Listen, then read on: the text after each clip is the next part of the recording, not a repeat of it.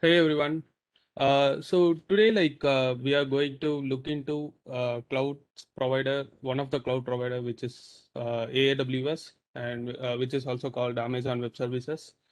And we will be working on that. And this workshop session will be primarily focusing on Amazon. So we will concentrate on networking, computing, and how you can deploy your application into the instance, and how you can make it public with a custom domain, and also other ways that we can host your static website.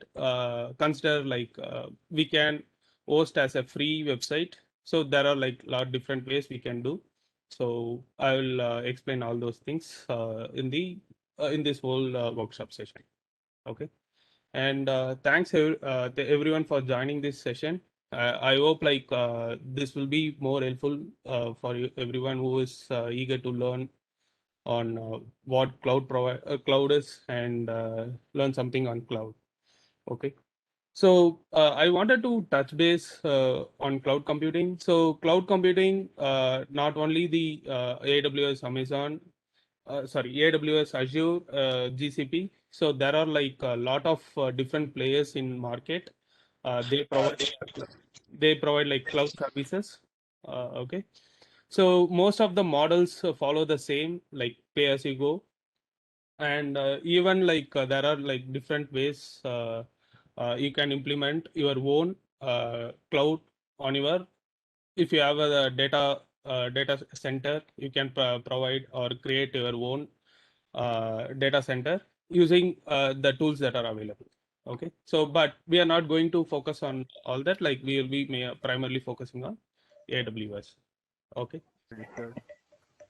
Okay. So I'm just going to share my screen and walk you through what are the things available. Yeah. So please let me know once everyone can see my screen. Yes, sir. Yes, Yeah. sir. Yeah. Yes, sir. Okay. Yes, sir. Yeah. Thanks. So the thing is, you can. So as they mentioned, like AWS free tier. So AWS provide you a free tier that where uh, you can log in and play with the services that are available. So there are like 100 services that are available, but there are few base services. So all the other services will be compromising or having the base service underneath. So we will be exploring that. So this is the if you go into that and search for AWS free tier, like you will be getting the page, and you can give a create new AWS account. So this gets information about yourself, and you need to have a credit card or a debit card. Okay. So for creating this, and this will take like a few, sorry, as I already am logged in to that, it directly takes me to the portal. Okay. So you need to provide the credit cards and everything, and they will call you, or they will do some kind of verification to make sure you are an authenticated user, or you are a real user. So there are like lot of bots that are available that can register, and that can use AWS services. So to avoid those things, they do manual verification. Once all the verification is done, you should be you should able to access the services that are provided by the AWS. Okay. So they list out some few services that can be used for free. So these are the services. So let me give a few services name, which is Amazon EC2, which is like a virtual machine.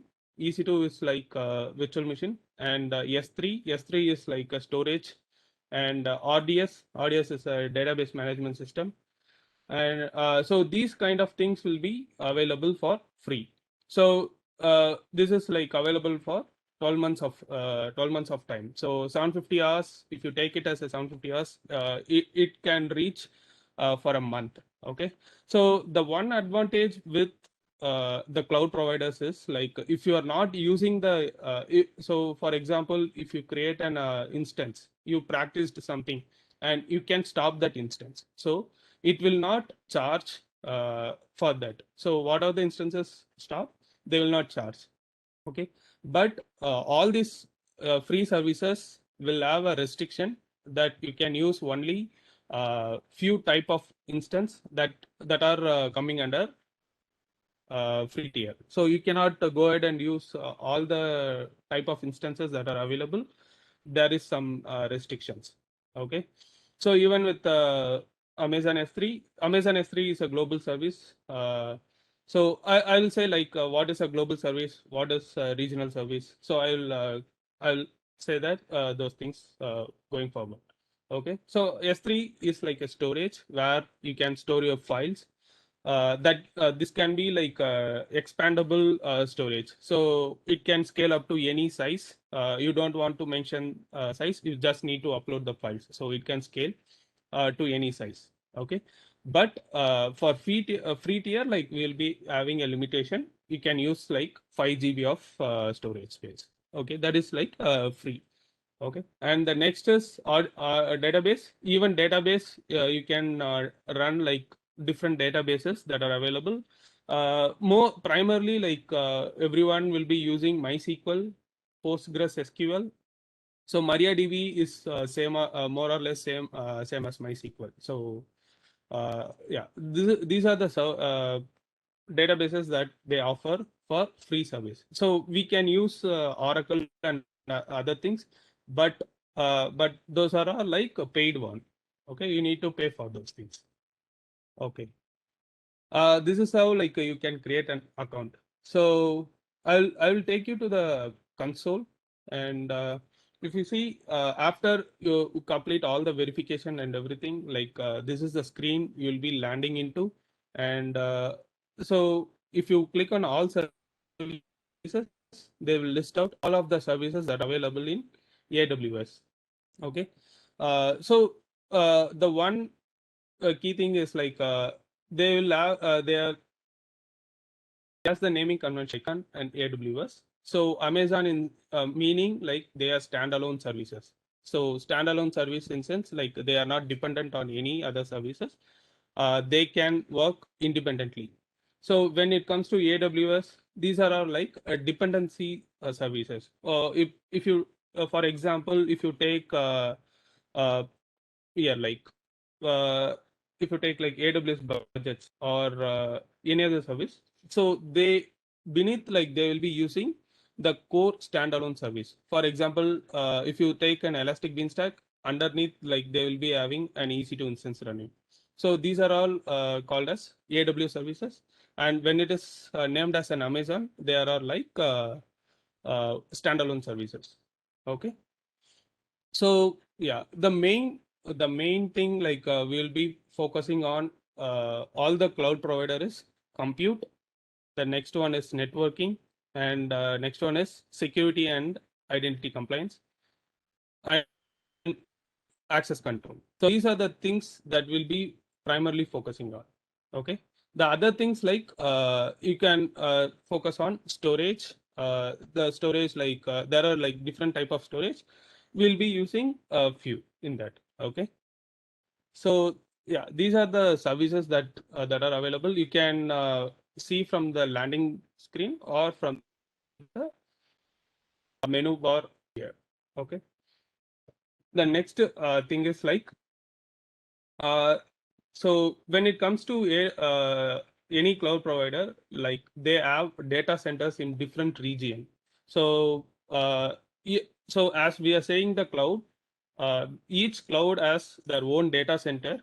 Like they will be having own server farms where they will install servers, and they will install all the hypervisors and other things and networking. So all these services will be interconnected. So all these regions will be interconnected.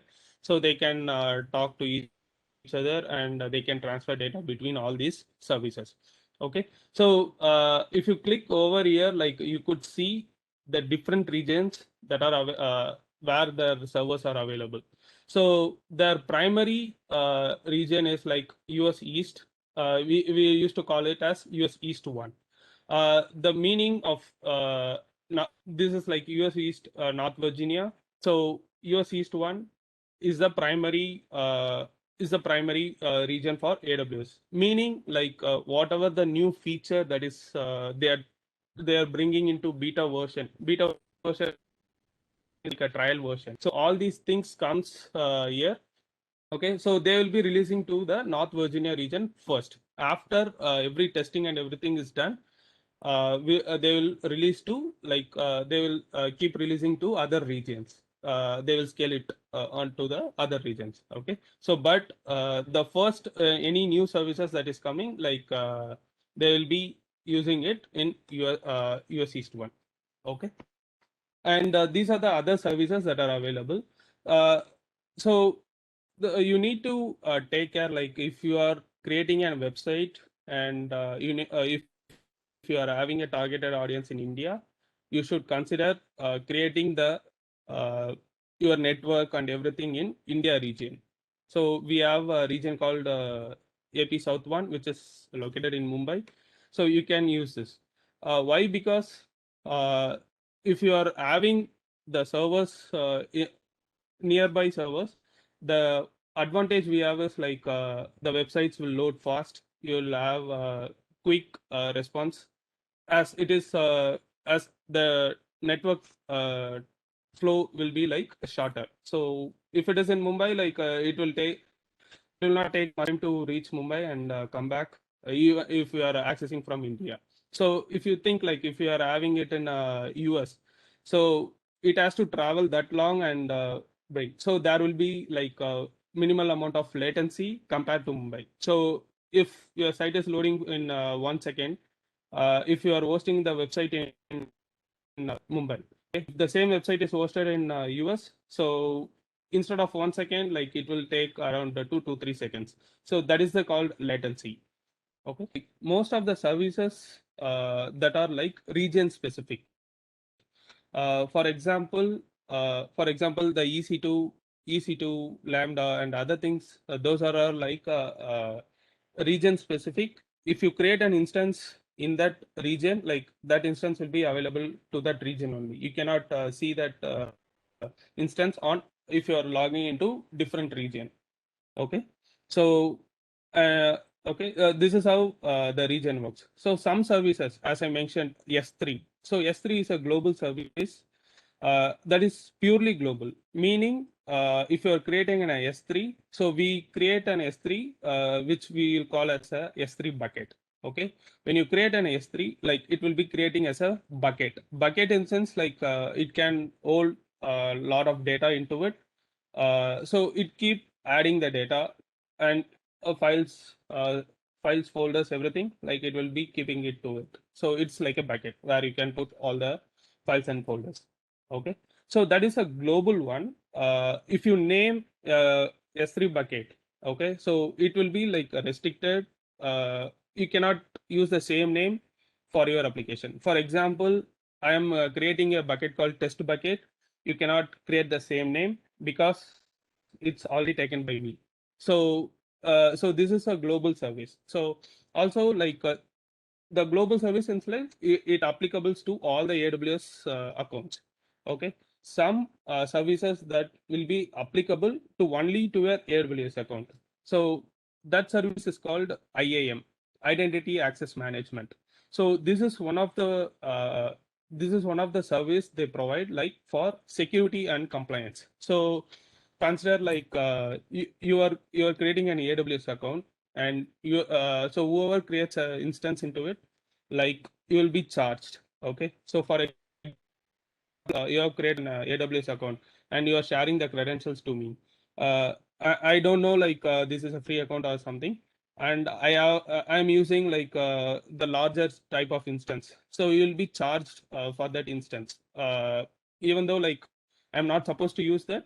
I have used. So these kind of restrictions you can create restrictions.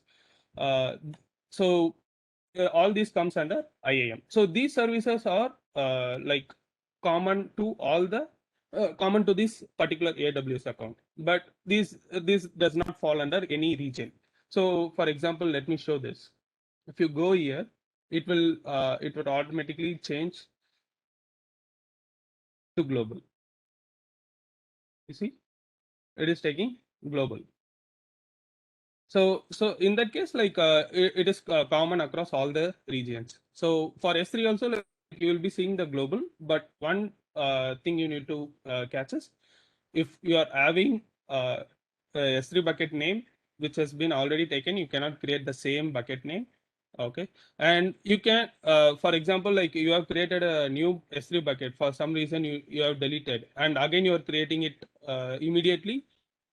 That S3 bucket will also, you cannot create that S3 bucket also, because it takes some time to resolve and make that word available for you to use. So this is one problem, or this is not a problem, like there is a one caveat you need to take care. Okay. Yeah. So far, is there any doubts to anyone regarding the region and the services?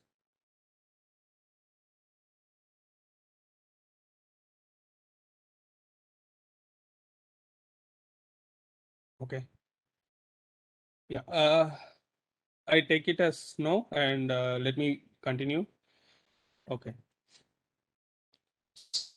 So today, like, we are going to look into one of the main, and this is like an art of the AWS account. Okay.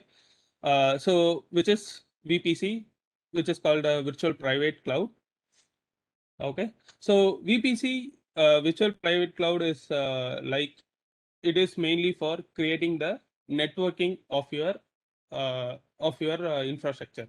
So whenever you create a new AWS account, so automatically AWS will create an VPC for you, which is called as a default VPC. Without VPC, you cannot create any of the services. So VPC is like a art. Okay, without that you cannot function. So this is mainly with the networking part. Okay, so I have opened the VPC dashboard already. So this is the VPC dashboard, and we have like a lot, as this is the account which we use for our as a playground. So you will be seeing a lot of VPCs. So you can create like lot number of VPCs, and all these are like an isolated network. So uh, for example, this network cannot talk to this particular network. So you can make it talk, but it will not, by default it will not talk. So whatever the things that you create with this VPC stays within that VPC. So it will not, it cannot go beyond that. Also, like there are like a lot of different rules you need to follow in order to create the VPC. So yeah, this is VPC is like a virtual private cloud. We call it as a virtual private cloud, which is a networking. Okay, it is a networking concept. For example, if you are how an internet is getting connected to a system. So you have a router, you have a broadband connection, and you have a router, and from the router you can using Wi-Fi, or you can plug the LAN cable. So that's how your network is working. But there is an entry point. Uh, from there, from there only, like we will get the internet, and so there will be like inbound and outbound uh, request is happening. So that's how the internet is working. So to handle all these things, so even like AWS or all the cloud providers provide this concept called VPC. So which is the networking concept for you. So without this VPC, you cannot create any EC2 instance or any of the services. Okay, so you need to have a VPC. Whenever you create a new account, you will be having one VPC by default, and that VPC will be having a symbol called tag called VPC. Let me open this VPC in a new tab.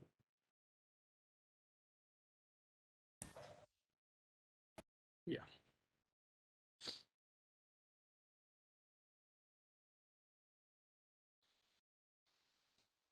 So you see, see if you see the details of that particular VPC which I opened here, like it is an hiring assist. So if this VPC, you see like it has a default VPC as no.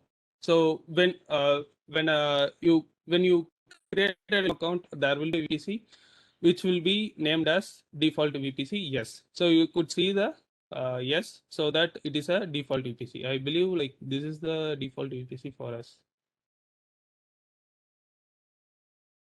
Okay. I think we have deleted the default VPC. Yeah. So this is how the VPC works. So you can, whenever you create a net account, like you will be having a default VPC. So if anyone has created a new account, can you please share the screen so that we can show them like what a default VPC looks like? That's right. So if you see like currently it shows VPC 1, right? Mumbai. You don't click on launch VPC, just in the dashboard. Just see in the dashboard. You have a VPCs, number of VPCs as 1, right? Yeah. Yeah, click on that. Yeah. So this is called a default VPC. And if you scroll up, you can see. No, let it be selected and scroll up. Just scroll up. Can you? Yeah. Can you? Yeah. Click on the two dash that is there, and you can make it. No. Above the details. This one is it? This. Yeah. Yep. So you see, like this is the default VPC. So whenever you create a new account, you will be having a VPC. So that will be like default VPC. Okay. And so once you are creating a VPC, you will be having, you need to provide a CIDR block. CIDR block in sense an IP range. So from which IP to which IP your VPC should work. So you have to give the CIDR range. In this case, like it is 172.31.0.0./16. So as we are talking about CIDR, so there are like IPv4 and IPv6, which is like an internet IP address protocol, which is for IPv4 will have the number that we can read. IPv6 will be like a MAC address or some random key. That is, as we are running out of like what to say the IP ranges. So they brought in a new protocol that is called IPv6. This is to IP pooling overflow. So that's why they brought in IPv6. So now all the providers will provide like IPv6 to use. Okay. So this is becoming famous now, but still we are sticking with IPv4. So in future, like will not be using IPv4. We will be moving towards IPv6. Okay. So this is going to happen in future, but this is how you are creating a VPC. Okay. So when you create a VPC, this alone not enough. Okay. So I got a question from Pranita, like why we are creating VPC. So to answer this question, VPC is like a networking. So as I mentioned before, it is the core where all your traffic comes in and goes out. For example, if you are accessing a website, let's call it facebook.com. So there should be one entry point where it should come, and that should go and reach the correct server. Then only whatever the domain that you are giving, that can respond back to that. So I hope like everyone knows what a client server model is. So in networking, you might have read about like client server. Is everyone aware of client server model? Yes, sir. Okay.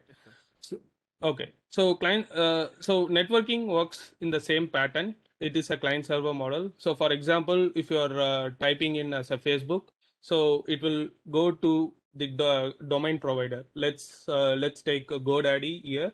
So it's a DNS resolution name provider, like where they will have the entries where to redirect. So for example, if you're typing a facebook.com, it first reaches to the domain provider, which is we call this as DNS server, which is domain name server. Okay, in that domain name server, there will be a list of IPs. Okay, it knows which is the public IP, and that DNS server know uh, what computer is serving this particular domain. So yeah, the DNS server will send the request to that uh, particular a machine, a computer that you have hosted your application. So this is how a domain will run. Okay, when it reaches to the uh, computer or to the network, okay, so there should be some network. So for example, if you are using a Wi-Fi router, uh, with a single Wi-Fi router, you will have a different devices connected. So you'll be connecting your mobile phones, laptops, PCs, even your TV and everything. Okay, so everything will have a domain or IP address that is assigned. Okay, so we call it as a CP, dynamic. I'm not getting the name correctly. So it's a dynamic hybrid IP allocation. So you'll be having dynamic IPs that is allocated to every device, which is connected to the Wi-Fi network.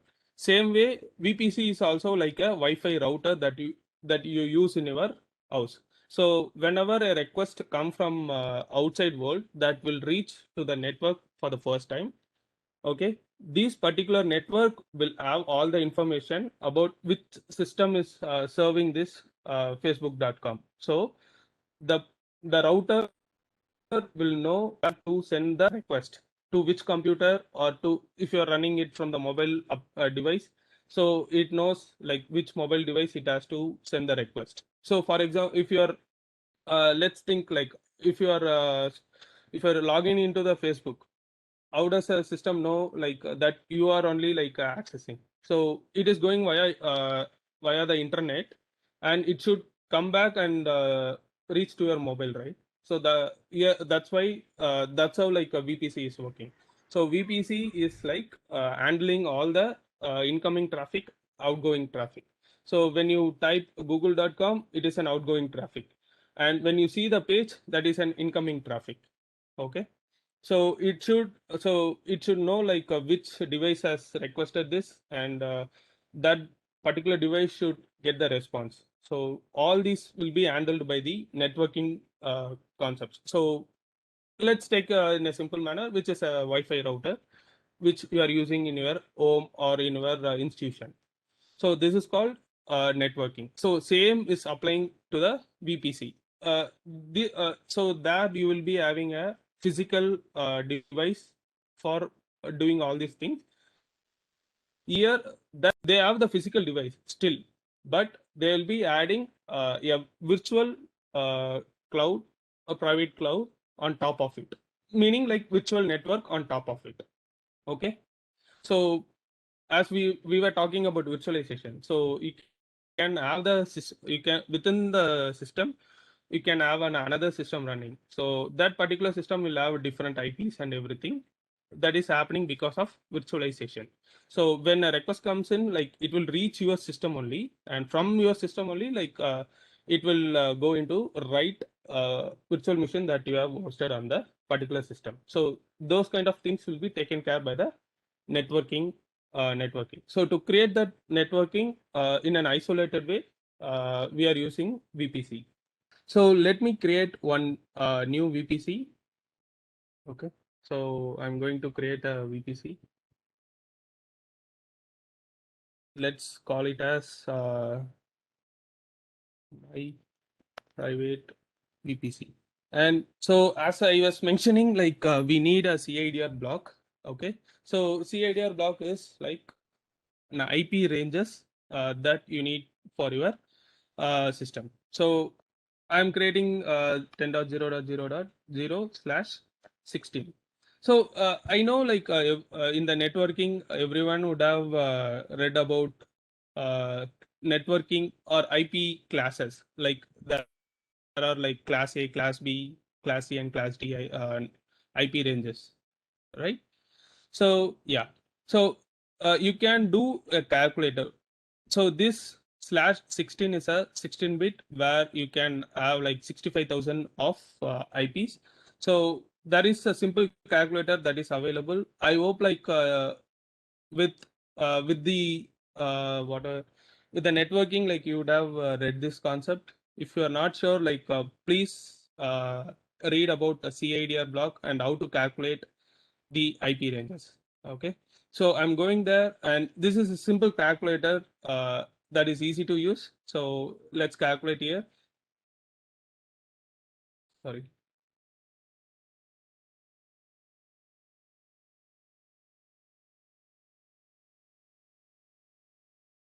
Okay. So if you see for 16, like we will be having like 65,000 IP ranges. So the IP will start from 10.0.0.2 to 10.255.255. So we have 255 IP ranges here and 255 IP ranges here. Okay. So this is a thing. So if you give 8 here, like we will get more number of IP ranges. See, it is giving like around 1 lakh 60, sorry, 16 lakh. So whatever, like I'm not sure about, but so these many IP ranges that we'll be getting. Okay, that's how we creating a VPC. So we don't want a VPC 6 IPv6 CADR block. And okay, so in tendency, like they will be having default and dedicated. So dedicated in sense like they will if you are using dedicated tenancy of VPC, they will provide a separate networking device for you. So if you are doing that, like it is more costly because they are providing a separate networking isolation from all of it. So the AWS working model will be like the up to base infrastructure, it will be taken care by AWS. Whatever the things that you are creating on there above, on that AWS is for the customer or end user. So below that, they have a still they have a networking layers. That networking will be uh, taken care by AWS. We don't need to worry about it. Okay, so don't use dedicated because it's too costly. You can go with default. Okay, and you can create a VPC. So uh, okay, so once the VPC is created, it will be in a state available, and you will have the DNS name enabled and DNS resolution enabled. So I wanted to enable the DNS name also. So let me go ahead and enable it. So this will give random DNS name whenever you create an instance. So yeah.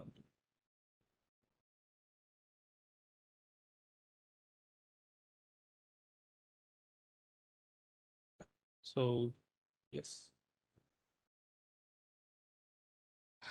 Okay. So we have created a VPC. Is this enough? No. Creating a VPC alone is not enough because I think is everyone creating the VPC? Okay. How to get to the VPC page? So I think Lavanya. So Lavanya, like if you are in this screen, okay, or you can type here as VPC. Yeah, you will be getting this list, and you can click on that. So that will take you to the VPC page.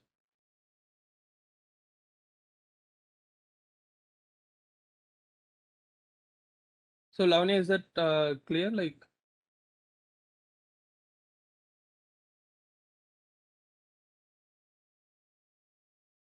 uh,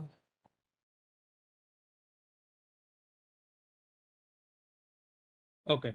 So is anyone willing to share the screen so that I can instruct and they can do instead of me doing and watching? Yes, even I'm thinking like that. Yeah, any volunteers? You share your screen so that Bhupati will assist you. Anybody, can I ask randomly, or you want to share your screen? Any volunteers? Sir Ritvik. What is it? Ritvik, I'll share. Sir. I didn't get you clearly. Ritvik, I'll Ritvik. share. Okay, yeah, you can share. Let me stop sharing my screen.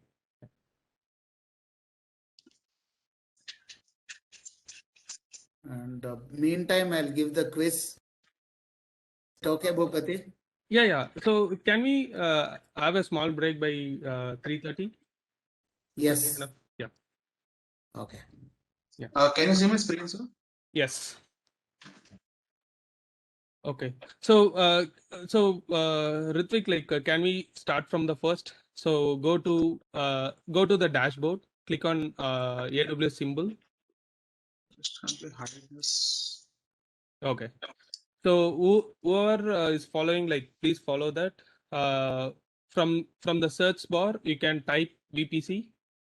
So on the search bar, can you type VPC?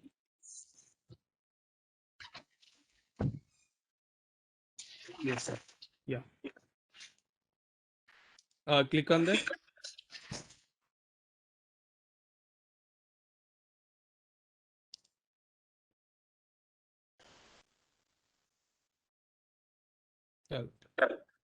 Yeah. Let's wait. Is everyone is there on this screen? Yes, sir. Yes, sir. Yep. So click on launch VPC wizard. Okay. Yeah, this is a way that is an easy way to create to get started with VPC creation. So we can create with the second option, VPC with public and private subnet. Can you click on that? Yeah. Select yes. Okay. So I was about to do every steps single. So like separate. Here, this is a wizard where you can create all the basic components that you need to create for the VPC. Okay. So let me say, like, what is a private, what is a subnet? Okay. So yes, now we have, as I told, you have the router. Okay. Within that router, you can have different set of IP ranges. Okay. So when an instance, you can segregate. So this is like combining the IP ranges. For example, if you wanted to assign a particular IP ranges for all the mobile devices, so you can put all the mobile device in a separate IP range. If you want to create the PCs and computers to be connected to one IP range, you can create another subnet. You will have that. So likewise, we can segregate that. We can separate each and this some way, like, it will be more helpful if you having a group. Okay. So that's how the subnet is working. Here, like, we will be naming it as a public subnet and private subnet. Why we are naming as a public and private? Okay. So when it is as a name mentioned, which is a public, so that whatever the things that you place inside that have an internet access that can talk to the outside world. For example, you are hosting a website on an EC2 instance that is created inside the public subnet. That instance have access to the internet so that it can talk to the outside world. For example, if you wanted to serve your website to all over world, you need to place the uh, application in the instance that is created in public subnet. Okay. So this is how this is the reason we have public subnet. Private subnet, uh, we all know like there is we all used to hear the word called hacking. So someone taken the data, so data has been breached. So we'll be getting those kind of informations, right? Like these kind of things happens when we are exposing the database or something to the public subnets or public. So that then only like we will be having the data breaches. So to avoid those things, like we will be placing our uh, our database in a private subnet. In that case, so the database is not exposed publicly, so no one can reach to that database directly. So that's why like we are creating a private subnet. So database or whatever the data that are more crucial that should not be leaked outside. So those kind of things will go into private subnet. Mostly like uh, we'll be creating the databases in the private subnet. Okay, so if everyone is on the screen, yeah, let's have the CIDR block as 10.10.16, which is fine. Give a VPC name of the desired VPC name that you want to give. It's not, there is no restrictions.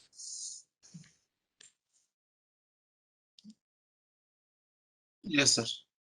Okay. Okay. So next is public subnet IPv CIDR. Okay. So this CIDR range should fall into the CIDR range of our VPC. So it should not be outside of the IP range that you given in the IPv CIDR block of VPC creation. If you do that, it will not fall under this network. So it is an isolated. So it doesn't have any information. And first of all, you cannot create a private subnet or a public subnet outside of this range. So you need to put it inside the VPC. So now, as I mentioned, like 10.0.0.16, you will have 255 10.0.255.255, so which will be like 65,000 IPs. Okay, so here we are giving 24. So when it is at 24, this will take the last 0. Okay, so in IP range, so everything is like a 8-bit. Okay, so 1, 2, 3, and 4. So we are having 4 dots, right? Like first part is 8-bit, second part is 8-bit, third part is 8-bit, and fourth part is 8-bit. So that we will have 32 bits. Okay, so the maximum you can give us 32. So when you give a 32, so can you change 24 to 32 in the public subnet CIDR? Yeah. So what happens here is like 10.10.0.0/32. So it will have only one IP. So 0 is the only IP that can assign to this public subnet. So we need a pool of subnet IDs to create instances and other things. Okay, so that's why like we give 24. So that we will have 251 IPs.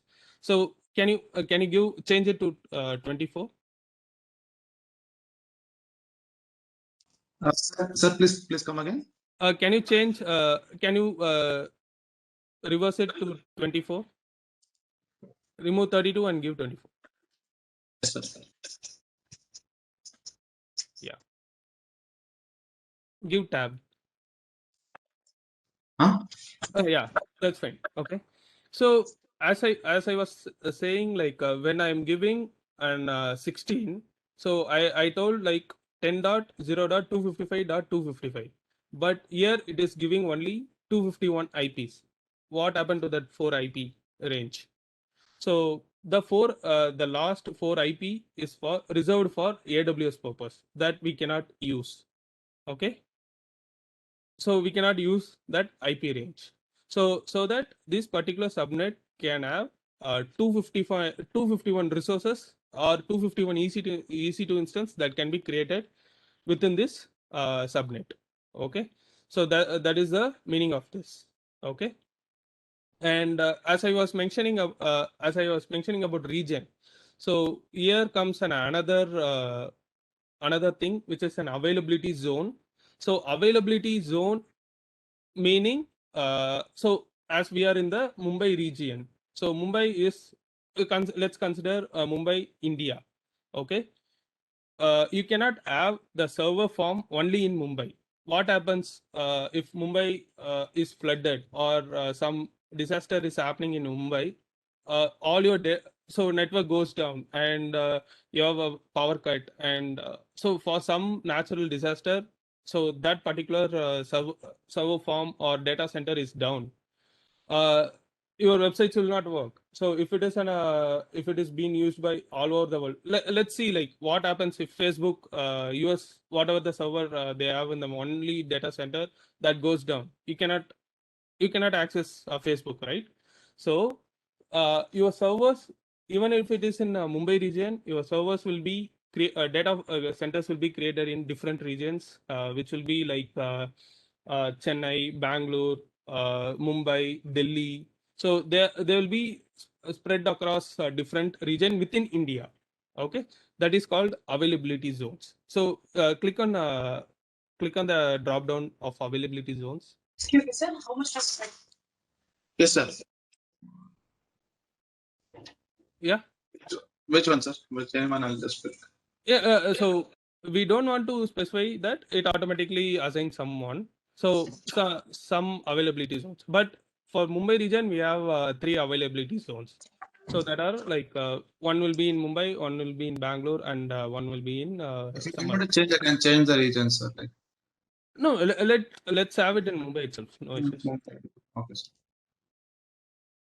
So this availability zone will change to all the region. So if you go to North Virginia, you will have 6 to 7 availability zones. In India, like or in Mumbai region, we will be having only 3 availability zones. So they will keep increasing that based on the requirement or necessity.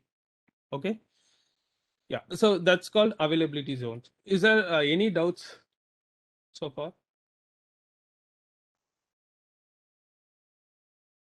You can give some meaningful name for a public subnet name. So it is test01. Can you name as test-01/public in the public subnet name? Here, sir. No, in the public subnet name. Okay. Yeah, you can name this as private. Yeah, dash private. Dash private. Yes, sir. Okay, so same way like for the above one, public subnet name. Can you name it as? Sir, So you here, did sir. it for private. Same you can do for the public subnet. Okay, sir.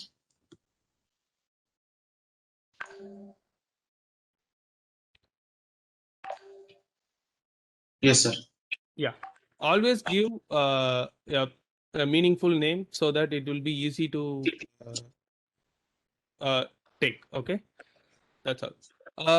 I think you enable DNS host name. Yes. So hardware tenancy is as I mentioned, like it will be default and dedicated. Let's put it in default itself, and click on create VPC now.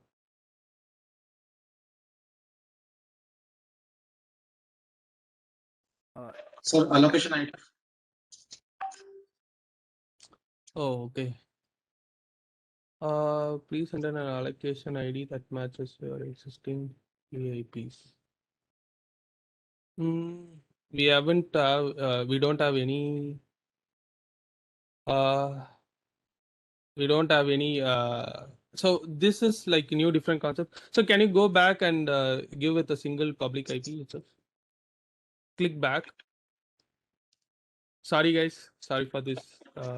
Single public record, sir. Yeah, single VPC. Yeah, the first one. Same thing. Yes, sir. 10,000.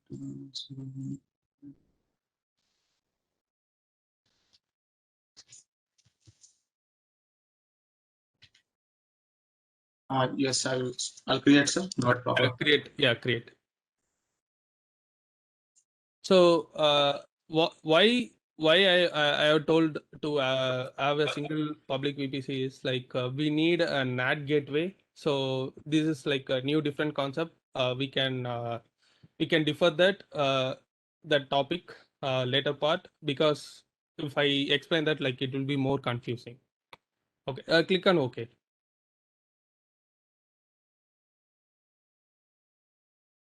Okay. Okay, now we could see a new VPC got created. Everyone should able to see a new VPC created. So is everyone able to see a new VPC on your dashboards? Yes, sir. Yes, sir. Yeah, cool.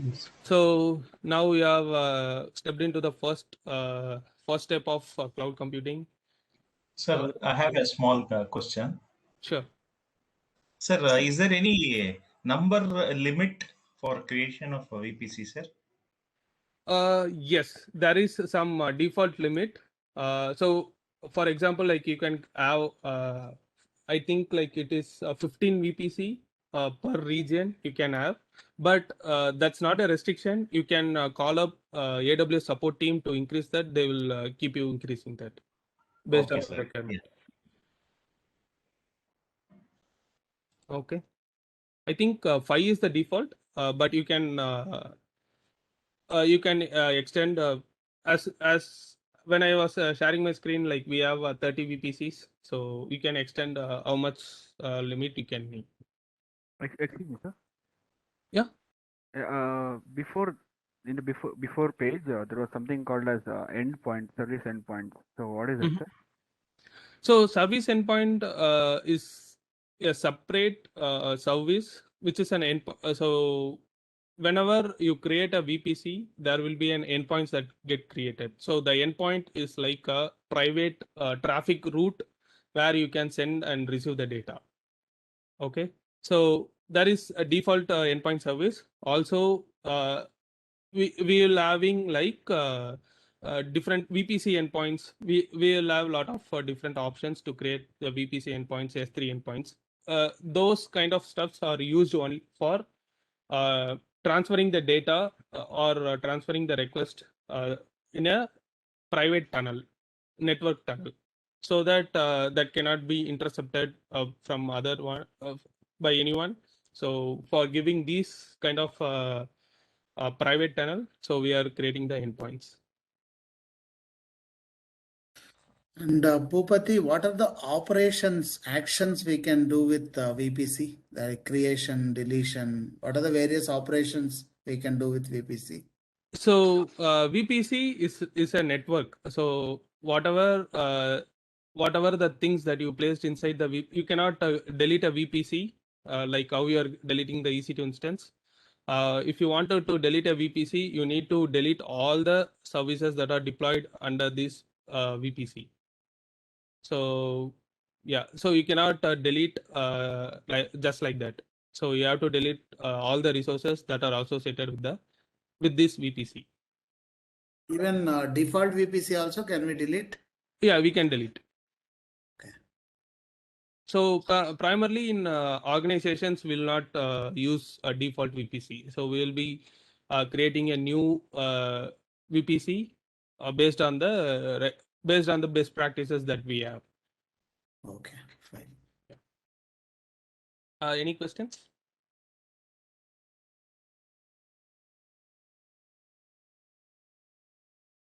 Okay.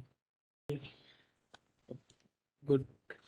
So now we have created the VPC. Okay. So can you click on can you check the checkbox?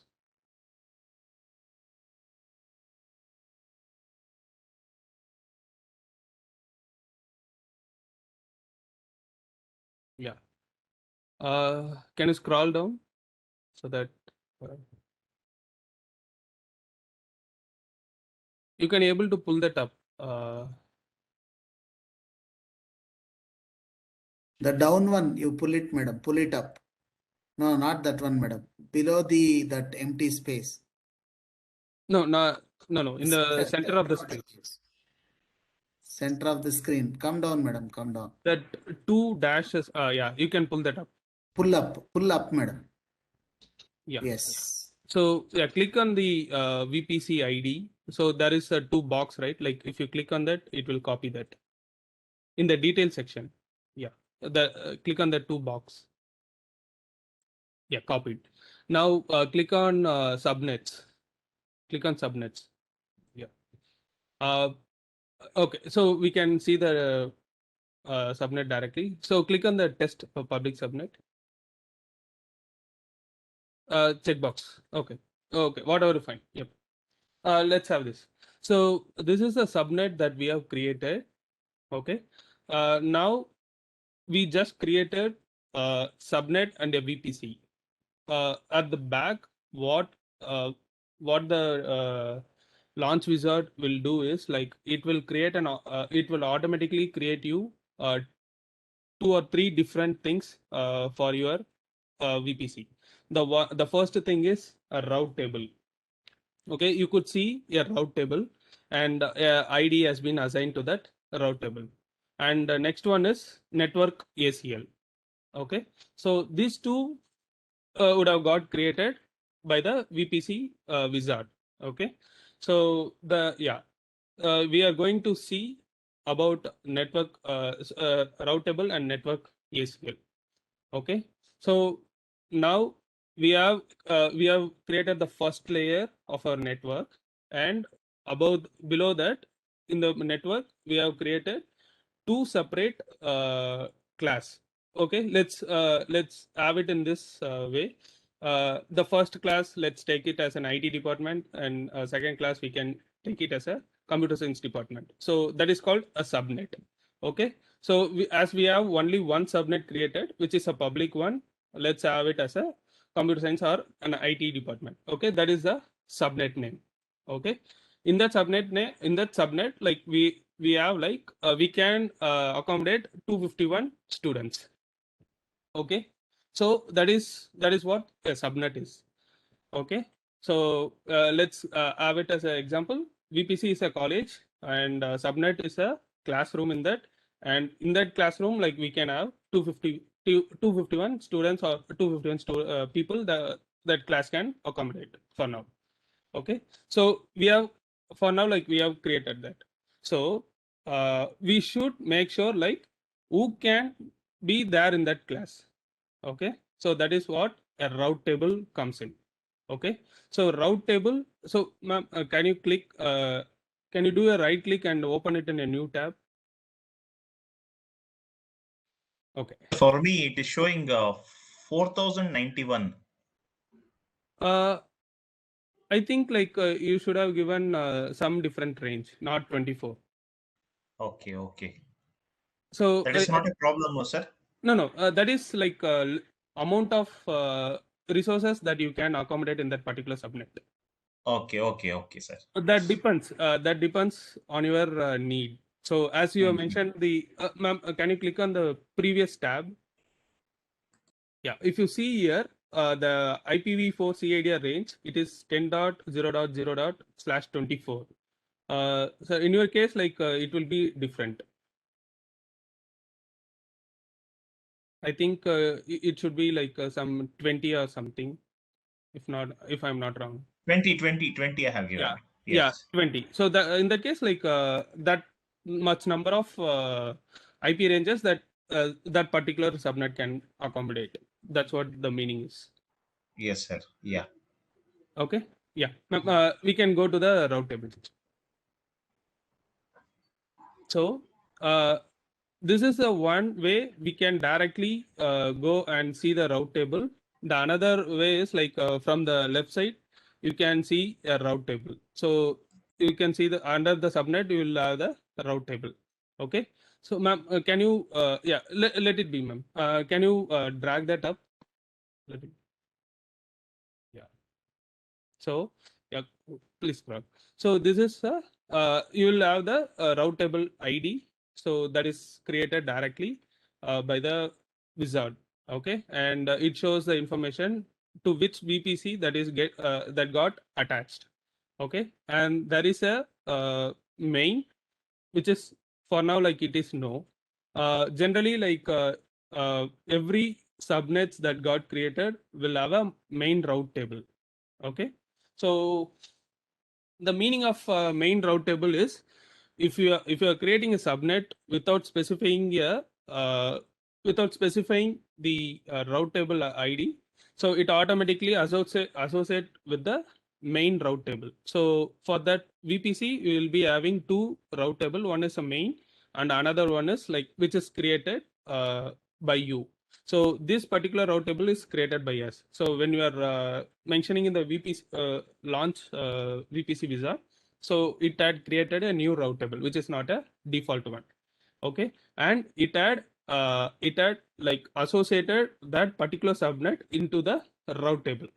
Okay, so let's come like why we need a route table.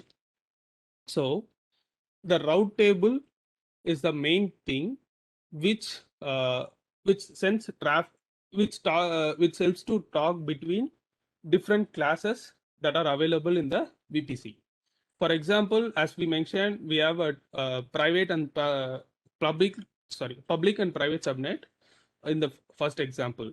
So as I mentioned, if an application needs to talk to the database that is created in the private subnet, there should be some connection established between this subnet and this subnet. Because it is an isolated one, we need a connection to be established in order to send a request to the database and get the response from the database. Okay, so ma'am, can you scroll up a bit? Yeah, click on routes. Okay, so here we will see two routes. One is local route and another one is an internet gateway. So I'll come to the internet gateway soon. Okay, what a local route is. So as we have two subnets and this should talk between this, right? So this happens only when we have a local target. Okay, so the destination will be the VPC CIDR range. Okay, and this is a local target. Okay, so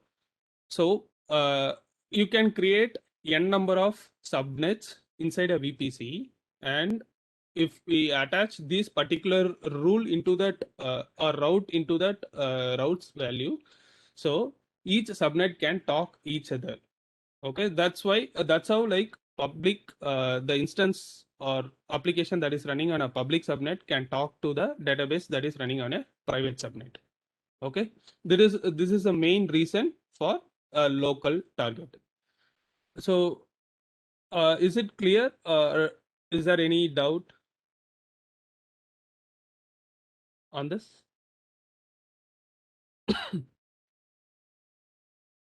Sir, can you explain this part again? Okay, so the main use of a route table is to route the traffic between the subnets. Okay, so as when we are trying to do two subnet creations, right? One is public subnet and another one is a private subnet. Okay, as I mentioned there, we can create a databases in the private subnet. Okay, and application to the public subnet. So you are making a request. For example, you are giving facebook.com that reaches to the public instance running in the public subnet. Okay, so you are looking for your friend's profile. Okay, let's name it. Let's name someone. Okay, you wanted this X person's information. That time, the application that is running will send a DB request. Okay, to the database, which is residing in the private. So the request will be sent via local network. Okay, this the instance number and this instance number should talk. For this only, like we are attaching this local target to make sure this public subnet, whatever the instances placed on the public subnet, can talk to the database that is created in the private subnet. So this is taken care by the local target. Is it clear? No? Yes, sir. Super. Okay, so you can ask like what is another thing which is IGW. Okay, so IGW is nothing but an internet gateway. Okay, so when you create a VPC and subnets, everything is local. Okay, let's have like you have a Wi-Fi router in your home, and you didn't plug in an internet connection to that router, but with that Wi-Fi router, you are connecting like lot different systems into that Wi-Fi router. So you can talk between this system if you are connected to that Wi-Fi router. Have anyone tried that? So in your Wi-Fi router, connect PC and Mac, PC and your laptop, or PC and your mobile. So when you see the IP, you'll see two different you will see two IPs that is get assigned. Okay, you can still transfer files between your from your system to the mobile through a network. Okay, which is called a local network. Okay, so you will not have an internet access, but still you can talk between two systems which is attached to that Wi-Fi router. Okay, and if you wanted to send a request, if you wanted to access a google.com, okay, you need an internet provider, or the cable which an internet provider gives you, right? When you plug in it, you can access the google.com. So that's what an internet gateway is. It is a gateway which can send a request to the outside world and get response from the outside world. So that's what an internet gateway is. Am I clear on that, or you still have questions?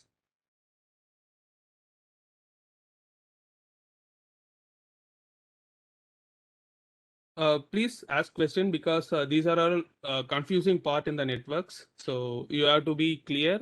If you make a single mistake while creating the VPC, you will not able to access the EC2 instance, whatever the resource that you are placing in the VPC, you will not able to access it outside. So you need to be more clear on what is there. So please ask questions.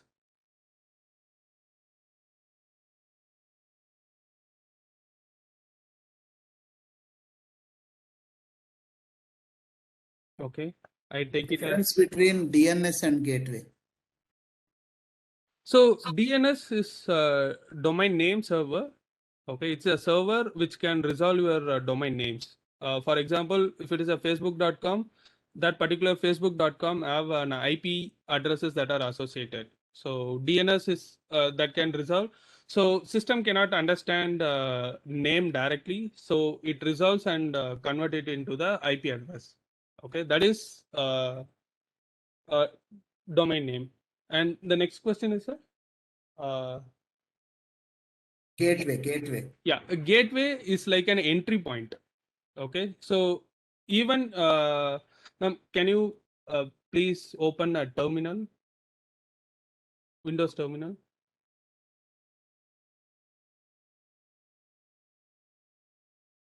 Or I think you can click on the Wi-Fi network and open the network tab, whichever is fine. Properties, click on properties, please.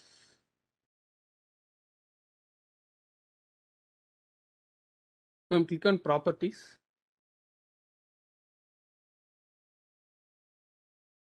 Madam, below your Wi-Fi name.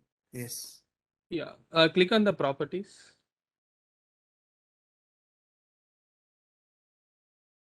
Yes, madam. Properties. Yeah, please scroll down. So here we will see network. Can you scroll up?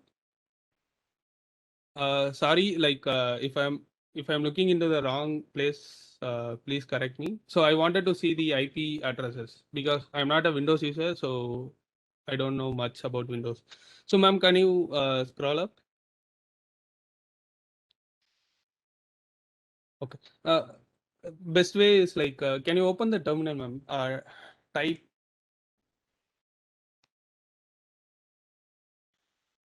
Yeah, this is what I was mentioning about. Yeah, can you scroll more now? Yep. So here is a DNS server that is by default created on your local, and if you see the IPv4 address, which is a specific IP address that is assigned to the system. So this is what a subnet also do. When you create an instance, so it assigns one IP address, so that is for that particular instance, so that when a network reaches, so when a request comes in, so it know the networking or VPC know like where to send that particular request. And if you keep editing, like you will see a gateway number, so that is called a gateway. So gateway is like an entry point, okay, which will be created by the Wi-Fi router. So that particular gateway will be created by the Wi-Fi router. Can you scroll still? I don't think. Yeah, ma'am. Please open the terminal so I can give that. Please open the terminal, ma'am, if possible. In sorry, in search and type search, like click on term. I think it's terminal. So please correct me if I'm wrong. Not control plane. It is type terminal. Yeah, command prompt. Yes, sorry. Give IP config. IP config. Enter. So if you see, like it is, it shows like a default gateway. So this is a gateway 192.168.0.1. So this this gateway is created by the Wi-Fi router, which ma'am is connected to. So this is how like data comes in and goes out will be happening through this gateway. So that's what an internet gateway also in this place with the subnet. So is that clear, sir? It answered your question. Yes, yes. Mahima asked that. Oh, okay. She Okay. said thank you. Yeah. Okay. Yeah. Thanks. Okay. Sir, how is gateway different from IP addresses, and like why do we need it? Yeah, as I mentioned, like if you need to talk to the outside world, okay, outside world in sense to the internet, so you need an internet gateway. So it's a gateway. Consider like it's a door for your classroom. So if you need to go out or come in, you need to cross that door. That door has to be open. So then only you can come in and go out, right? In a classroom. So that's what an internet gateway is. Sir, every device that is connected to internet will have that gateway value. Yes, default gateway. So it is not connected to internet. If you are connected to a router, that will have a gateway attached. So you from your mobile also you can, if you go into the network, you can able to see that. Okay, In the sir. Wi-Fi information, you can able to see that. Okay. Yes, sir. So this is what a route table is used for. So to communicate between the subnets, and so whatever the subnets which is added under this route table will have an internet access. You can create a new subnet and you can attach it to the route table. So once I explain route table and the NACL, we can create a new subnet and we can attach it to the route table. Okay. Yeah. So ma'am, can you go to the previous tab, that VPC management tab? Yeah. Now we need to talk about network ACL. Ma'am, same way, like can you open this in a new window, please? Super. Yeah, you can click on the checkbox. Okay. So the next part is a network ACL. So ACL in sense access control list. Okay, it's a network access control list. So this is like a firewall to your network. Okay. So this particular ACL will help you to monitor the traffic that comes in and goes out of your whole network. Okay, so in a system like we will be using a firewall. So in college networks we will be using a firewall, and we used to whoever there in hostel would have faced some restrictions, like some websites will not work in the hostel. So these kind of restrictions are handled by this network control list.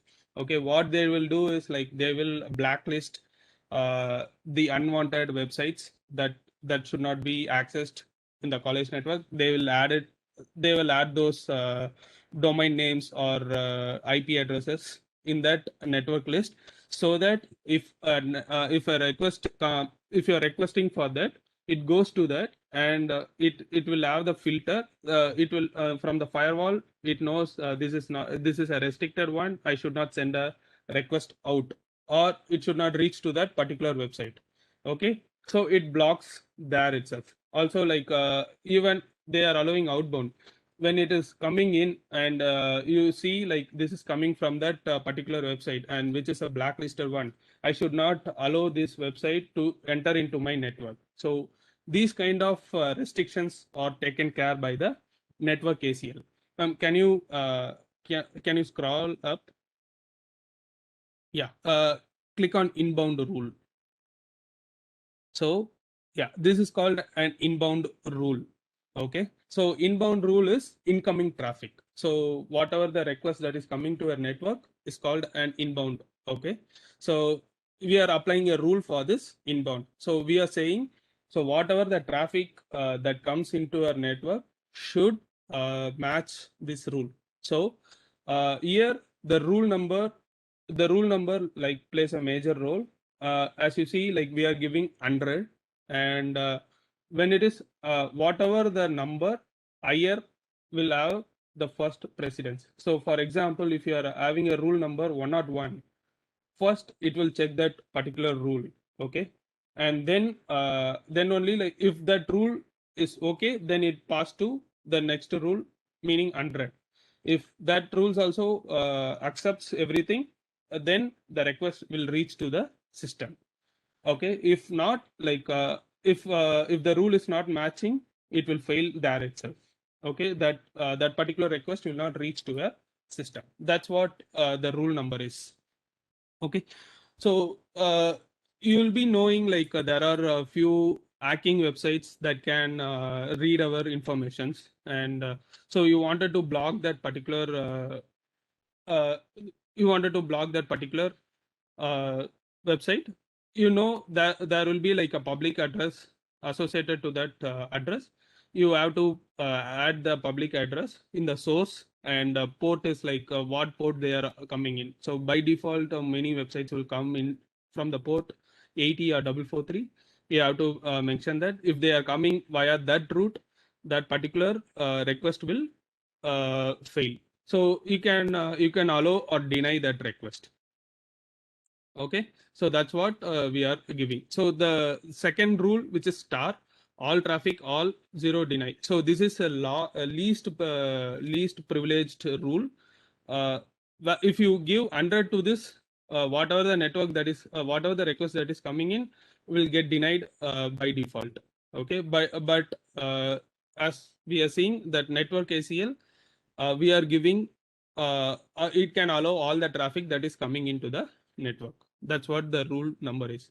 Same way we will be having for the outbound rule also. Ma'am, can you scroll up and click on outbound rules?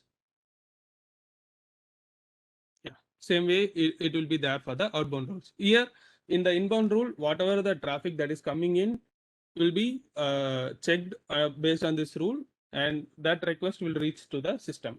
Here, like if we are adding the outbound rule, whatever the request that you are making from your system or from the EC2 instance, so that will reach the first it will reach the firewall, and it will validate against the outbound rules that we have.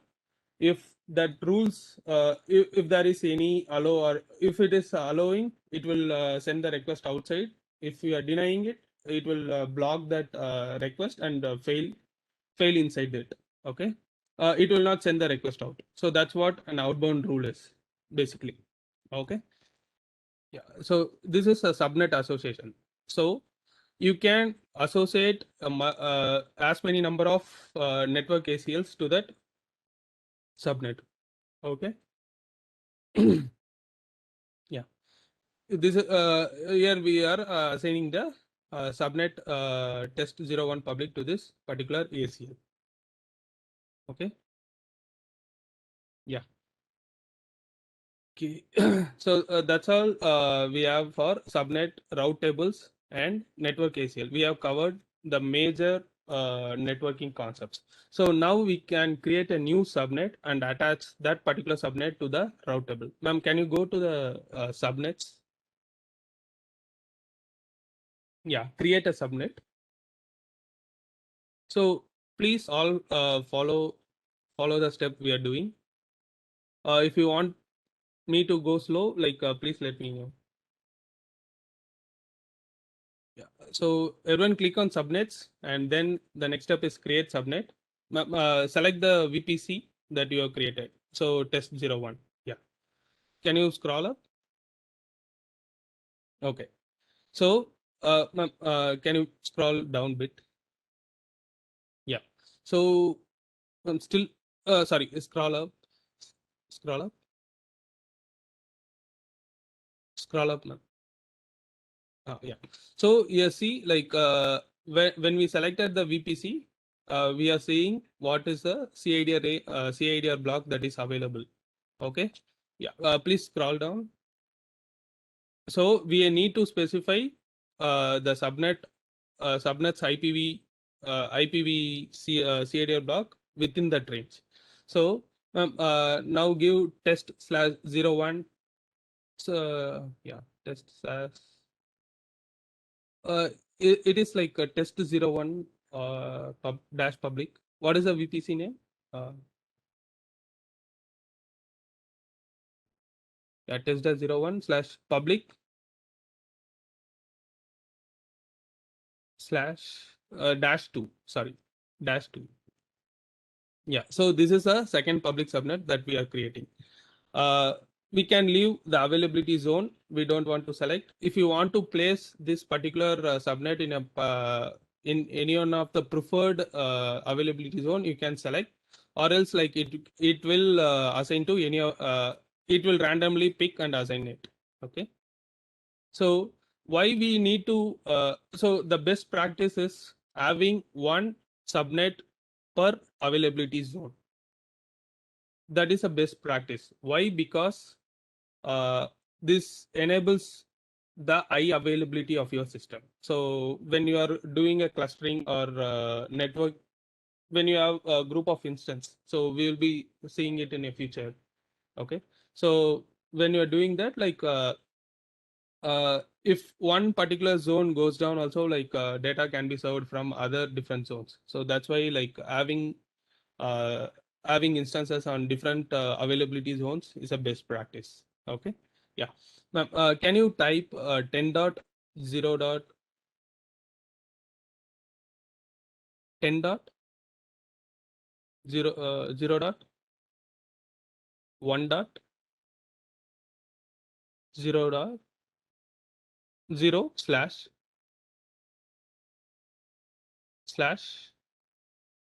60. Sorry, 24. So why? Because we are giving one here is, so it should create IP. It will be having 250 on IP still, but what the range will be, because we have created another subnet which is 10.0.0.0.0/24. So in that case, the IPv will be, the IP addresses will be like 10.0.0.0 to 254. Okay, here IP address will be like 10.0.1.0 to 254. So if you wanted to calculate that, like that's why I mentioned you can use CIDR block calculator, so that you can see what is IP ranges that you can achieve. Okay. Yeah, ma'am. Now you can create. Now you can give create submit. Okay, ma'am. Now can you click on the subnet? Yeah. Can you scroll up?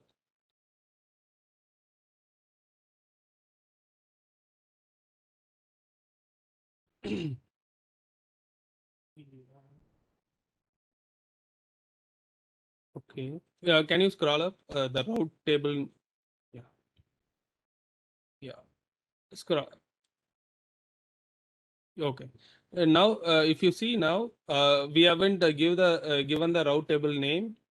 We haven't selected which route table this subnet should be there, and we haven't created the created the network ACL. So in this case, like it is assigned to the default route tables. So can you go to the previous tab, route tables, and give refresh?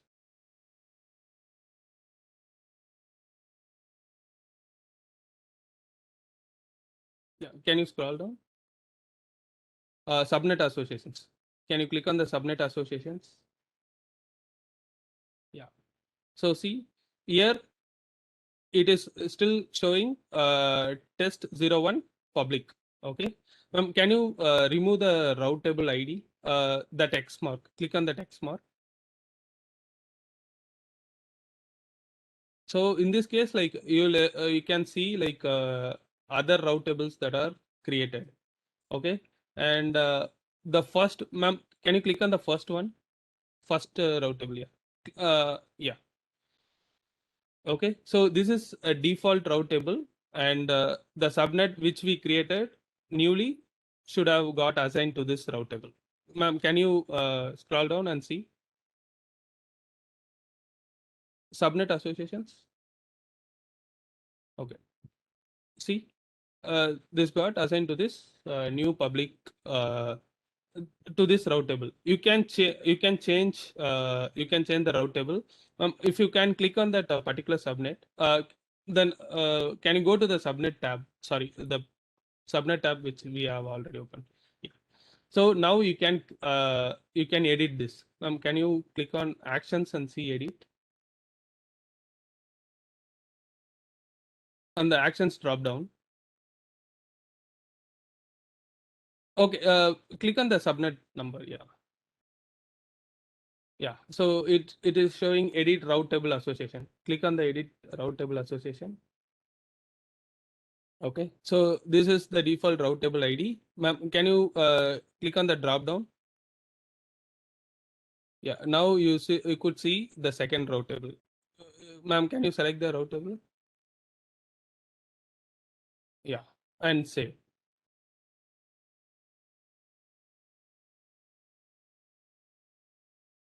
So now if you see the route table is changed, and also the route table is changed, and if you go into that, you could see there will be two subnets that got associated, which is public 1 and 2. So subnet association.